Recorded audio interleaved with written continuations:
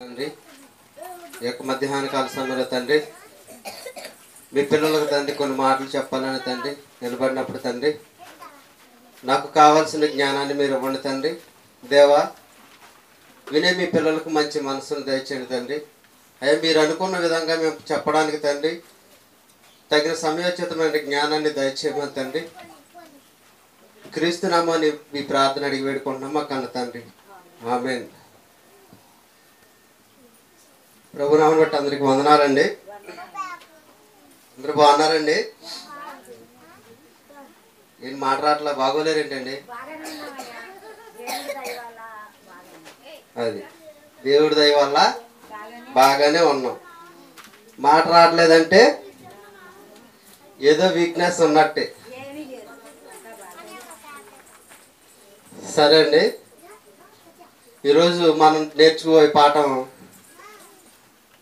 మన మరణ శాసనాన్ని మనం మార్చుకోవచ్చా? మన మరణ శాసనాన్ని మనం మార్చుకోవచ్చా? భూమి మీద ప్రతి మనిషి కూడా చనిపోతాడండి. భూమి మీద ప్రతి మనిషి కూడా చనిపోతాడండి.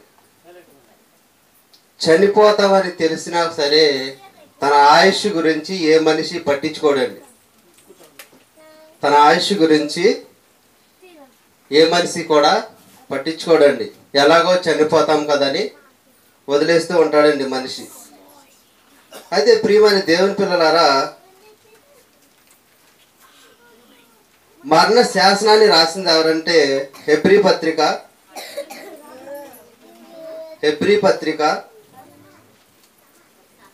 9వ అధ్యాయం 16వ వచనం అండి.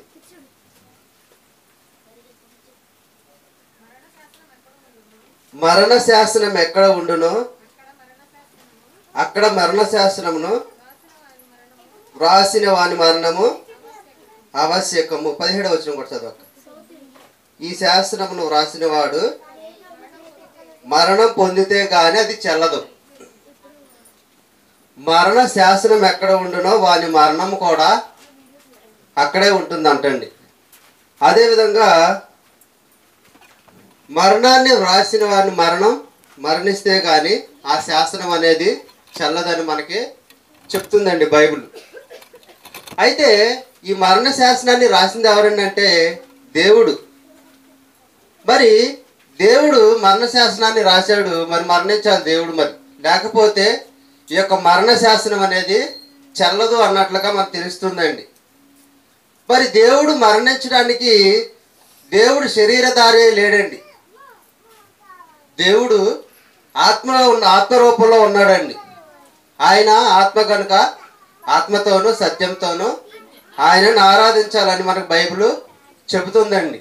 అయితే మరణ శాసనాన్ని రాసిన దేవుడు మరణించడానికి కుదరదు, ఎందుకంటే ఆత్మరూపంలో ఉన్నాడు కాబట్టి.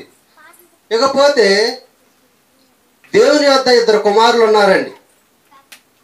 వాక్య రూపంలో యేసుక్రీస్తు ప్రభుల వారు ఉన్నారండి. ఇంకో కుమారుడు ఎవరండి? పరిశుద్ధాత్మ దేవుడు అండి. తెలిసినా చెప్పట్లా మీరు. అయితే ఆది యందు వాక్యం ఉండెను, వాక్యం దేవుని వద్ద ఉండెను, వాక్యమే దేవుడై ఉండెను, ఆ వాక్యము శరీరధారి అయి కృపాసత్య సంపూర్ణుడిగా మన మధ్య నివసించెను. ఆయనే యేసుక్రీస్తు ప్రభుల వారు. అయితే మరణశాసనాన్ని రాసిన దేవుడు మరణించడానికి ఆత్మరూపంలో ఉన్నాడు. ఆయన యొక్క మరణంలో పాలు పొందడానికి జ్యేష్ఠ కుమారుడైన యేసు ప్రభుల వారు రావడం జరిగిందండి. అయితే ఈ యేసు ప్రభుల వారు భూలోకానికి వచ్చి మరణించవలసిన అవసరం ఏముందండి? యేసు ప్రభుల వారు భూలోకానికి వచ్చి మరణించవలసిన అవసరం ఏముందంటే మనిషి పాపానికి లోనైపోయాడండి. పాత నిబంధన కాలంలో మనిషి చేసిన తప్పుకి బలి ఇవ్వాలండి. జంతు బలి కానీ పక్షి బలి కానీ ఇస్తే వారు చేసిన పాపం అనేది తొలగిపోయేదండి. క్రొత్త నిబంధన కాలానికి వచ్చేసరికి యేసు ప్రభుల వారే బలైనట్లుగా మనం చూస్తామండి. అయితే యేసు ప్రభుల వారు బలవడానికి కారణం మనం చేసిన పాపాలను కడుక్కోవడం కోసం ఆయన మరణించడం అనేది జరిగిందండి. అయితే యేసు ప్రభుల వారు బ్రతికున్న దినములలో ఎంతగా బాధపడ్డారో చూద్దామండి. హెబ్రీ పత్రిక 5వ అధ్యాయం 7వ వచనమండి.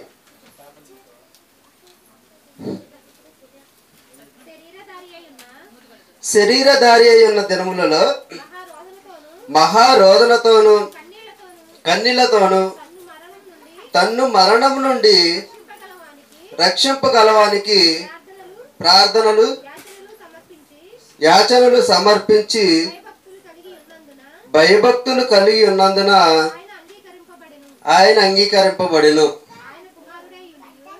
చాలక్క.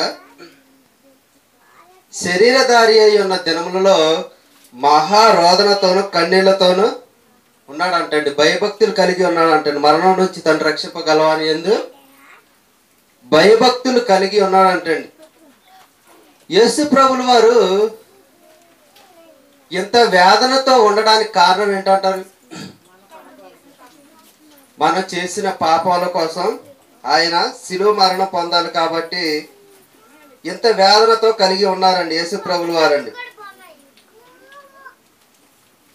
అయితే ప్రియమైన దేవుని పిల్లలారా, దేవుడు మరణశాసనాన్ని రాశాడు. రాసిన మరణశాసనాలు పాలు పంచుకోవడం కోసం యేసు ప్రభుల వారు భూలోకానికి వచ్చారు. అదే కాకుండా మన యొక్క పాపాల నిమిత్తం యేసు ప్రభుల వారు ఈ భూలోకానికి రావడం అనేది జరిగింది.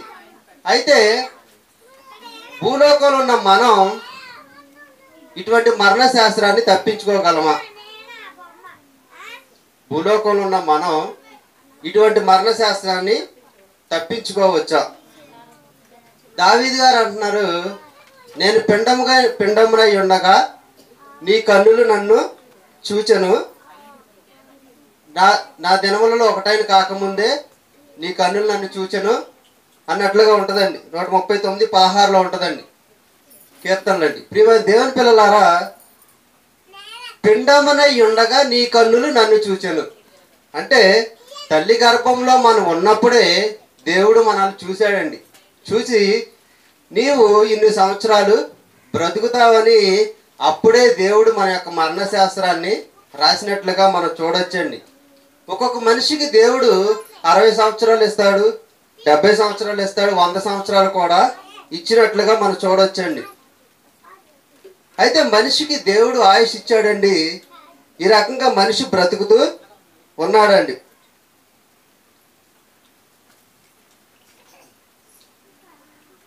మరి ఇటువంటి మరణం నుంచి మనిషి తప్పించుకోగలడా అంటే యోనా గురించి మనం తెలుసుకుందామండి. యోనా గారిని దేవుడు నినివే పట్టణానికి వెళ్ళమంటాడండి. నినివే పట్టణానికి వెళ్ళమన్నప్పుడు ఆయన ఎటు వెళ్తాడండి? తర్షీష్కి వెళ్తాడండి. తర్షీష్కు వెళుతూ ఉండగా, పడవలో ఉండగా మార్గ మధ్యలో పెద్ద తుఫాను వస్తుందండి సముద్రం మీద. సముద్రం మీద వచ్చినప్పుడు ఈ తుఫాను ఎందుకు వచ్చిందని వారు చీట్లు వేసినప్పుడు యోనా పేరున వస్తుందండి. ఆ చీటి యోనా పేరున వచ్చినప్పుడు ఎందుకు వచ్చిందంటే, ఎందుకు ఈ కీడు వచ్చిందని ఆయన అడిగినప్పుడు దేవుడు చెప్పిన మాట నేను వినలేదు. దేవుడు నన్ను నినివేకి వెళ్ళమంటే నేనేం చేశానంటే తర్షీషునకు వెళ్ళాను కాబట్టి ఈ కీడు అనేది నా వల్లనే వచ్చింది కాబట్టి నన్ను ఎత్తి సముద్రంలో పడేయమన్నప్పుడు అక్కడ ఉన్నవారు యోనా గారిని సముద్రంలో పడవేశారండి. పడేసిన వెంటనే ఏం జరిగిందంటే తిమ్మింగ్లో వచ్చి మిరింగినట్లుగా మీ అందరికి తెలిసిన విషయమేనండి. అయితే యోనా గారు మరణశాసనం ఇక్కడ రాయబడింది. ఏమనంటే ఈయన నినివేకి వెళ్ళమంటే తర్షీషునకు వెళ్ళినప్పుడే చనిపోయాలని దేవుడు నిర్ణయించినప్పుడు అతడు దేవునికి ప్రార్థన చేశాడు.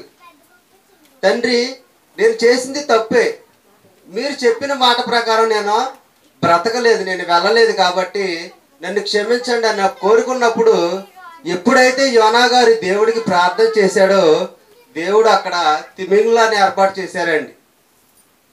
తిమింగ్లాన్ని ఏర్పాటు చేసి అది మింగి దాని యొక్క కడుపులో 3 రోజులు ఉన్నట్లుగా మనం చూడొచ్చండి. 3 రోజులు ఉన్న తర్వాత ఒడ్డున అది కక్కివేసి మరలా యోనా గారు నినివే పట్టణానికి వెళ్ళటం, నినివే పట్టణస్తులందరికీ దేవుని యొక్క వాక్యాన్ని, దేవుని యొక్క మహోగ్రతను గురించి చెప్పడం, వివరించినప్పుడు ఆ పట్టణంలో ఉన్న వారందరూ రాజుతో సహా గోనుపట్ట కట్టుకుని బూడిదలో ఉండి ఉపవాసం ఉండి దేవుణ్ణి ప్రార్థించినట్లుగా మనం చూడవచ్చు. ఇక్కడ చనిపోయే యోనా దేవుని ప్రార్థించాడు. యోనా గారి యొక్క ఆయుష్ పెరిగింది. అంతేకాకుండా నినివే పట్టణస్తుల యొక్క దేవుని యొక్క మహోగ్రతకు గురి కాకుండా వారు కూడా రక్షింపబడ్డారండి. అదేవిధంగా హిజ్కియా, మనం అందరం రాజుల గ్రంథం చదువుకునేటప్పుడు నేర్చుకున్నామండి. హిజ్కియాకు మరణకరమైన రోగం వచ్చినప్పుడు దేవునికి ప్రార్థిస్తాడండి. యెషయా ప్రవక్త వచ్చి, ఇదిగో హిజ్కియా, నువ్వు చనిపోతావు, నీ ఇల్లు చక్కబెట్టుకోమన్నప్పుడు అప్పుడు హిజ్కియా గారు ఏం చేస్తారండి? గోడ తట్టు తన ముఖము తిప్పుకొని దేవునికి ప్రార్థన చేస్తారండి. అయ్యా, మీ యొక్క సన్నిధిలో నేను ఎలా బ్రతికానో, ఎలాంటి కార్యాలు చేశానో మీకు తెలుసు, కాబట్టి నా యందు దయ ఉంచి అని ప్రార్థన చేసినప్పుడు దేవుడు హిజ్కియా గారికి 15 సంవత్సరాల ఆయుష్ పెంచుతాడండి. 15 సంవత్సరాల ఆయుష్ను దేవుడు పెంచడం అనేది జరుగుతుందండి. అంటే హిజ్కియా గారి ఆయుష్ని ఎవరు పెంచారండి? ఇందువల్ల పెంచగలిగాడండి, తన యొక్క ప్రవర్తన బట్టి దేవుడు ఆయుష్ని అనేది పెంచడం అనేది జరిగిందండి. ఇంకొకరు మనం చూసుకున్నట్లయితేనండి, పౌలు గారండి. బ్రతుకుట క్రీస్తే, చావైతే లాభం. అయితే ఇక్కడ పౌలు గారు చనిపోతే యేసుప్రభుల వారితో పాటు పరలోక రాజ్యంలోకి వెళ్ళిపోతారు. ఎందుకంటే ఆయన ప్రవర్తన దేవునికి అనుకూలంగా ఉందండి. దేవుని కోసం అంతగా కష్టపడ్డారు. ఒకవేళ చనిపోయినా సరే పరలోక రాజ్యం వెళ్ళి యేసుప్రభుల వారి దగ్గరికి వెళ్ళిపోతానని ధీమాగా చెప్తున్నారండి. అయినా కూడా నేను బ్రతికి ఉండటం మీకోసమే, మరీ లాభమని చెప్తున్నారండి. మీకు అవసరం, నేను ఇప్పుడు శరీరధారిగా ఉండడం అవసరం మీకు అని ఒకరోజు ఆదామాన్ని మనకు వివరించినట్లుగా కూడా తెలిసిన విషయమేనండి. పౌలు గారు చనిపోతే పరలోక రాజ్యం వెళ్ళిపోతారు. ఇప్పుడు శరీరధారిగా నేను బ్రతికి ఉండాలంటే అది మీకు అవసరం, అక్కడ ఉన్న ఫిలిప్పీ సంఘానికి అవసరం అని పౌలు గారు చెప్పడం అనేది జరుగుతుందండి. ఇక్కడ కూడా పౌలు గారి మరణ శాసనాన్ని పెంచినట్లుగా కూడా మనం చూడవచ్చండి. అయితే వీరు దేవునికి అనుకూలంగా నడిచి, దేవుని ఇష్ట ప్రకారంగా నడుచుకొని వారి యొక్క ఆయుష్ని పెంచుకున్నారండి. 2 భార్య భర్తలు ఉన్నారండి. వారు దేవునికి విరుద్ధంగా నడిచి వారి యొక్క ఆయుష్ను లేకుండా చేసుకున్నారండి. వెంటనే చనిపోయారండి. వారే అనన్య సప్పీరా. వీరు పొలాన్ని అమ్మారండి. పొలాన్ని అమ్మిన తర్వాత వీరు ఏం చేశారంటే, ఇద్దరు ఒకే మాట మీద ఉన్నారండి. మంచి భార్య భర్తలు కదండి, భర్త అంటే భార్యకి గౌరవం. వీళ్ళిద్దరూ ఒక మాట మీద నిలబడి ముందే చెప్పుకున్నారండి. ఏమనంటే, కొంత మనం దాచేసుకుందాం, కొంత దాచేసుకుని కొంత దేవునికి ఇద్దామని వీరు అనుకున్నారండి. అనుకున్నప్పుడు ఆ మాట ప్రకారమే పౌలు గారి దగ్గరికి పేతురు గారి దగ్గరికి వచ్చారండి. పేతురు గారి దగ్గరికి వచ్చినప్పుడు పేతురు గారికి మొత్తం విషయం అంతా తెలిసిపోతుందండి.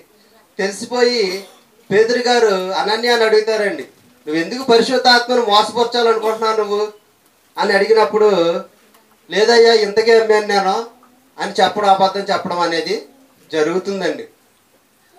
అయితే అబద్ధం ఆడినందుకు ఏం చేస్తాడండి? చనిపోతాడు వెంటనే. దేవుని విషయంలో అబద్ధం ఆడి దేవుని మోసపరిచినందుకు తన యొక్క ఆయుష్ అంతటితో అయిపోతుందండి, తగ్గిపోతుందండి, తగ్గించబడుతుందండి. అంటే మన యొక్క ప్రవర్తన దేవునికి నచ్చకపోతే పెరిగిన ఆయుష్ కూడా తగ్గిపోతుంది. అంటే మన ప్రవర్తన దేవునికి ఇష్టానుసారంగా ఉండాలండి. ఒకవేళ దేవునికి ఇష్టానుసారంగా లేదనుకోండి, మనం ఆయుష్ అనేది తగ్గిపోతుందండి. వీరు దేవునికి ఇష్టానుసారంగా హృదయపూర్వకంగా ఇవ్వలేకపోయారండి. ప్రియమైన దేవుని పిల్లలారా, ఇదే విషయం మనకి మనం అప్లై చేసుకుంటే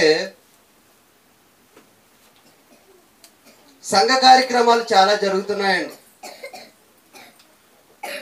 సంఘ కార్యక్రమాలు చాలా జరుగుతున్నప్పుడు నిన్న ఒక్కరోజే 15,000 రూపాయలు ఖర్చు అయినాయండి. నిన్న ఒక్కరోజే 15,000 ఖర్చు అయినాయండి. పాంప్లెట్లు కానివ్వండి, బాటిల్ కానీ, పెన్నులు కానీ, పెన్సిళ్ళు కానివ్వండి, ఫ్యాట్లు కానివ్వండి, రబ్బర్లు, ఇవన్నీ ఏది ఏమైనా నిన్న ఒక్కరోజే 15,000 దాకా ఖర్చు అయినాయండి. ఆయన సంతోషకరంగా దేవునికి ఇస్తున్నారండి. ఇప్పుడు మనం కూడా మనకు కలిగిన దాంట్లో, ఇప్పుడు ఆయన 15,000 ఇచ్చారని మనం 15,000 ఇవ్వవసరం లేదండి. నా దగ్గర 100 రూపాయలే ఉందండి. ఇదిగోండి సార్, ఇదిగోండి దేవుడి కార్యక్రమాలకి ఈ 100 రూపాయలు తీసుకోండి. పేద విధవరాలు తనకున్న 2 కాసులు ఇచ్చేసిందంటండి. అంతకన్నా ఎక్కువ వేశారండి వాళ్ళు. కానీ వారు ఎవరినే దేవుడు లెక్క చేయలేదు. ఆమె యొక్క మనస్సును చూశాడు దేవుడు. కాబట్టి ప్రియమైన దేవుని పిల్లలారా, దేవుని కార్యక్రమాల్లో మీకు ఇష్టం వచ్చినంత ఇస్తే దేవుడు మీకు ఇహమందును పరమందును ఆశీర్వాదిస్తాడండి. అదేవిధంగా నేను చాలాసార్లు 2-3 సార్లు చూశానండి, సర్వేశ్వరరావు గారు ఇవ్వడం చూశానండి. అంటే మిగిలిన వారు ఇవ్వట్లేదని నా ఉద్దేశం కాదండి. అంటే నేను చూడలేదని మీకు చెప్తున్నానండి. కాబట్టి ప్రియమైన దేవుని పిల్లలారా, ఇప్పుడు నేను 1000 రూపాయలు ఇవ్వగలనండి. నా స్తోమత అదే, నేను తీసుకొచ్చి ఇస్తాను. లేదు, నాకు 1000 రూపాయలు ఇచ్చే స్తోమత లేదు, నేను 4 వారాలు దాన్ని పంచుకొని వారానికి 200 చొప్పున ఇస్తే అది నా కెపాసిటీ అండి. ఇప్పుడు ఆయన ఇవ్వగలరని నేను ఇవ్వలేకపోవచ్చు, ఆయనకున్నది నాకు లేకపోవచ్చు. నా కెపాసిటీ నాది, ఆయన కెపాసిటీ ఆయనది. కాబట్టి మనలో ఉన్న దాంట్లో నుండి మనం కొంచెం దేవుడికి ఇవ్వాలి. ఇవ్వటం వల్ల మనకు ఆశీర్వాదం అండి. నేను అలా దేవునికి ఇచ్చి చాలా సంతోషంగా ఫీల్ అయ్యానండి. చాలా యొక్క ఆనందాన్ని కూడా పొందుతున్నానండి. నిజంగా అండి, ఆ సంతోషమే వేరేగా ఉంటుందండి. కాబట్టి ప్రియమైన దేవుని పిల్లలారా, అది మీ ఇష్టమండి. ఇంకో విషయం అండి, దీంట్లో దేవునికి ఇవ్వటం వల్ల మనకు వచ్చే లాభం ఏంటి చెప్పండి? పొందుతాం, అది రైటేనండి. ఆశీర్వాదాలన్నీ ఈయన కొట్టేస్తే మనకి ఎక్కడ వస్తాయండి? అది ఆయన సంఘ కార్యక్రమాలన్నింటిలో ఆయన తన కష్టార్జితాన్ని పెట్టేస్తున్నారండి, మనకు మాత్రం రావట్లేదండి. కాబట్టి ఆయనకు వచ్చిందని కనీసం మనకు ఒకటైనా వస్తే పొందాలని మన యొక్క ఆశ అండి. కాబట్టి ఈ రోజు నుంచి మనకు ఉన్న దాంట్లో సంఘ కార్యక్రమంలో మనం కూడా పాలు పంచుకుందామండి. అది నా యొక్క ఆశ అండి. ఈ అనన్య సప్యరా భూమి అమ్మారండి. అమ్మారు కానీ మొత్తం దేవునికి ఇవ్వలేదండి. మొత్తం దేవునికి ఇవ్వకుండా దాచుకున్నారు. దేవుడు ఏం చేశాడండి? వెంటనే లేపేశాడండి. వారి యొక్క ఆయుష్ని అనేది తగ్గించడం అనేది జరిగిందండి. ప్రియమైన దేవుని పిల్లలారా, దేవుడు పెంచాలన్నా, దేవుడు మన యొక్క ఆయుష్ని తగ్గించాలన్నా మన చేతిలోనే ఉంటుందండి. మనం దేవుని కోసం బ్రతికామనుకోండి, దేవుడు మన యొక్క ఆయుష్ను పెంచుతాడండి. దుర్మార్గ పనులు చేసామనుకోండి, దేవుడు మన ఆయుష్ని తగ్గిస్తాడండి. అయితే దేవుడు మన ఆయుష్ను తీసేయడానికి 2 మార్గాలండి. దేవుడు మన యొక్క ఆయుష్ను తగ్గించడానికి 2 మార్గాలండి. చూసుకుందామండి. ప్రసంగి గ్రంథం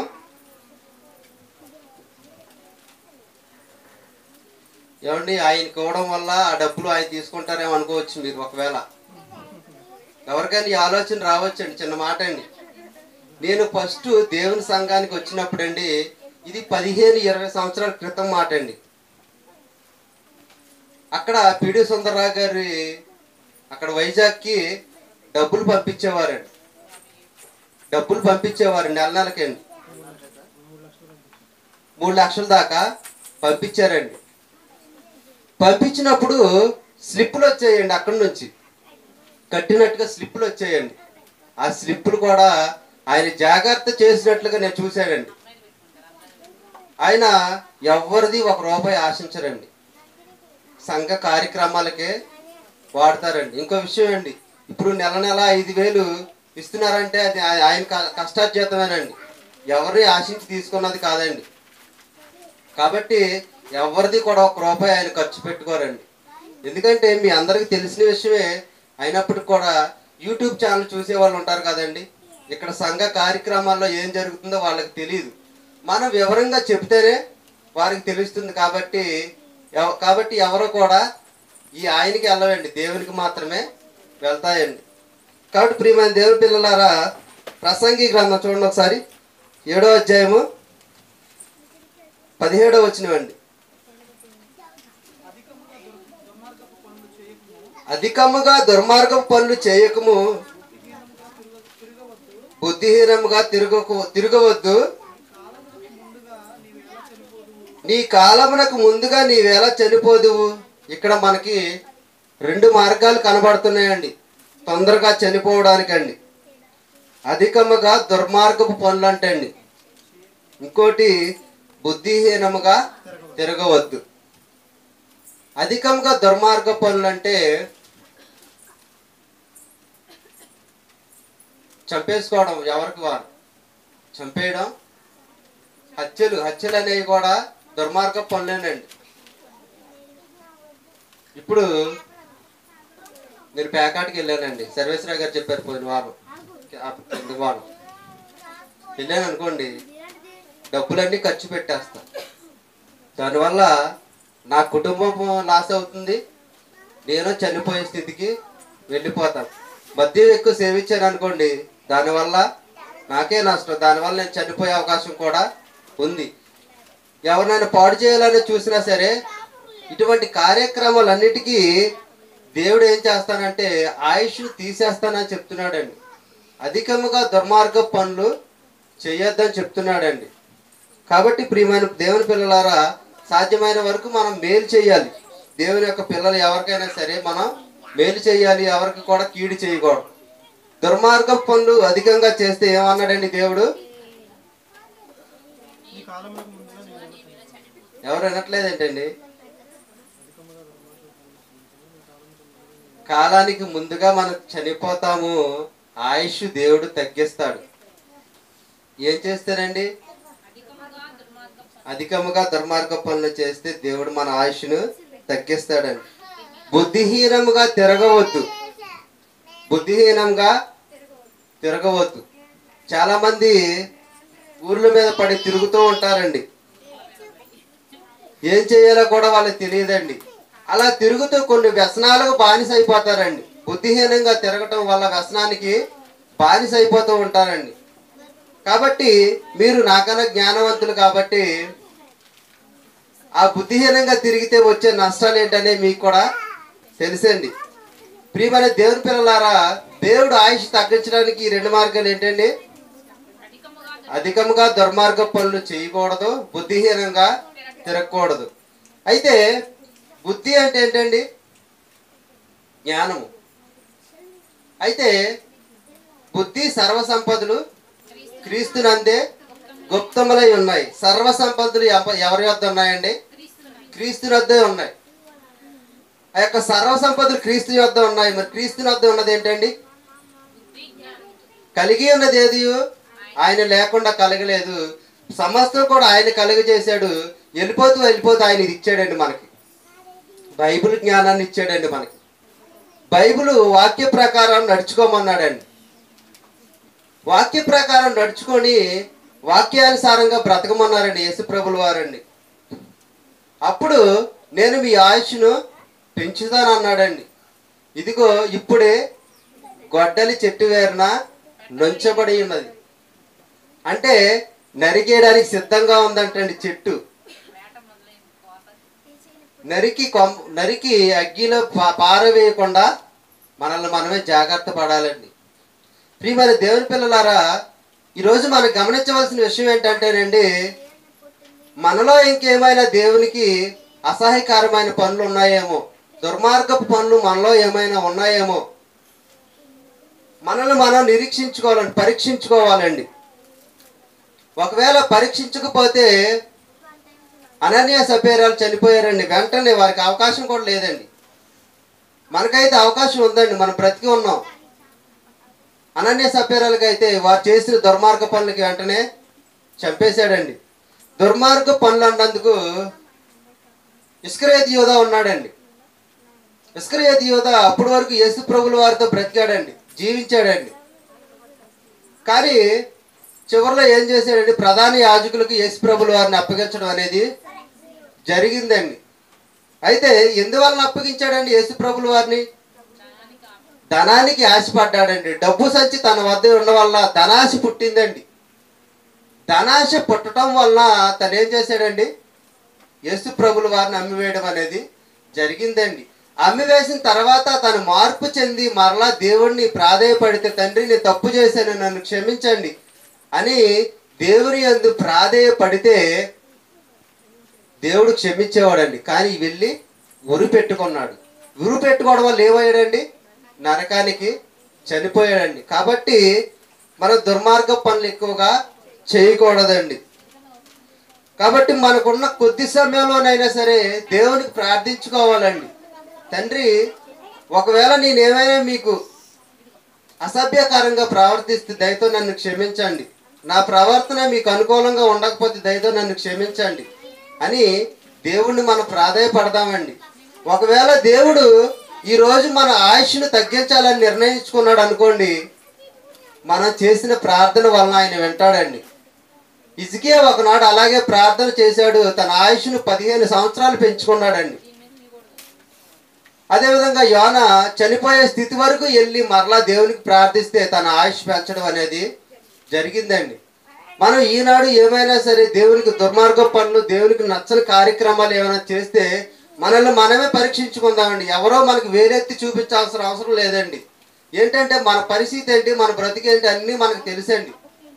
కాబట్టి ఎవరు చెప్పాల్సిన అవసరం లేదు. ఎవరికి వారు నాకు నేనుగా పరీక్షించుకొని, తండ్రి నా పరిస్థితి ఇదని దేవుని వద్ద మనం ప్రార్థన చేసామనుకోండి, కన్నీళ్లు విడిచుచు, ఒకవేళ మన ఆయుష్ అంతమైపోతే దేవుడు మనకు ఆయుష్ని ఇస్తాడండి. కాబట్టి ప్రియమైన దేవుని పిల్లలారా, మన అందరం దేవునికి ఇష్టలుగా బ్రతికి దేవుని చిత్తాన్ని భూమి మీద నెరవేర్చేవారుగా ఉంటూ మన యొక్క ఆయుష్ను పెంచుకోవాలని నా కొద్ది మాటలను ముగిస్తున్నానండి. ప్రార్థన చేసుకుందామండి. ప్రియ పరలోకమందున మా కన్న తండ్రి, ఈ ఉదయకాల సమయంలో తండ్రి మీ పిల్లలకు కొన్ని మాటలు చెప్పాను దేవా. తండ్రి, మీరు అనుకున్నట్లుగా నేను చెప్పడానికి మీకు సమయోచితమైన జ్ఞానాన్ని ఇవ్వండి తండ్రి. ఒకవేళ తప్పులుంటే దయతో నన్ను క్షమించండి తండ్రి. దేవా, ప్రతి ఒక్క బిడ్డ కూడా తండ్రి మీకు ఇష్టలుగా మేము బ్రతికి మా ఆయుష్ని పెంచుకోవాలని మీరు చెప్పారు తండ్రి. నిజంగా తండ్రి, మీరు మాకు ఇచ్చిన ఈ అవకాశాన్ని బట్టి మీకే కృతజ్ఞతాస్తుతులు చెల్లిస్తున్నాను తండ్రి. మాలో ఏమైనా మీకు ఇంకా అసభ్యకరమైన ప్రవర్తన ఉంటే దయతో క్షమించి, దయతో మీ యొక్క చిత్తానుసారంగా నడిపించమని తండ్రి. త్వరలో రానున్న క్రీస్తు ప్రభువుల వారి పేరిట అడిగి వేడుకుంటున్నాం మా కన్న తండ్రి. ఆమేన్.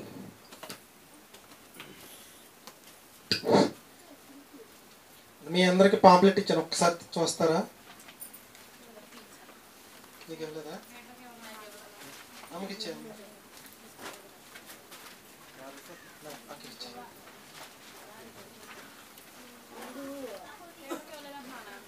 పీటర్ అవ్వలేదా?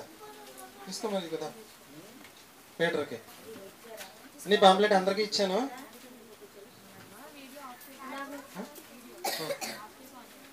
చీరా